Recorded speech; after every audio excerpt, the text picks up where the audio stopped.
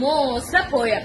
ఈ కూటమి ప్రభుత్వం వచ్చి 1 ఇయర్ గడుస్తున్నా వాలిస్తానన్న సూపర్ 6 పథకంలో ఒకటి ఇవ్వకుండా తల్లికి వందనం కూడా మార్చి, ఏప్రిల్, మే, జూన్ అనుకుంటూ వెళ్లిపోతుంటే ఈ ప్రాసెస్ లో ఉన్నటువంటి ఆడబిడ్డలందరూ అసలు పథకాలు ఇస్తారా లేదా అని బాధపడుతుంటే ఈ క్రమంలో మరొక షాక్ ఏంటంటే నిన్న మీటింగ్ లో సాక్షాత్తు మన సీఎం అయినటువంటి చంద్రబాబు నాయుడు గారు చెప్తున్నారంట, మహిళలు చాలా ఆర్థికంగా బలంగా ఉన్నారు, అందుకనే ఆడబిడ్డని ఇది 1500 రూపాయలు ఏదైతే 18 సంవత్సరాల నుంచి 50 సంవత్సరాల వరకు ఇస్తానన్నటువంటి ఈ నిధి డబ్బులు నేను ఇవ్వలేను, ఎందుకోనంటే మీరు ఆర్థికంగా బలంగా ఉన్నారు, 2029లో ఒకవేళ మీరు ఆర్థికంగా బలంగా లేరు అనిపిస్తే అప్పుడు ఇస్తానని చెప్తున్నారంట.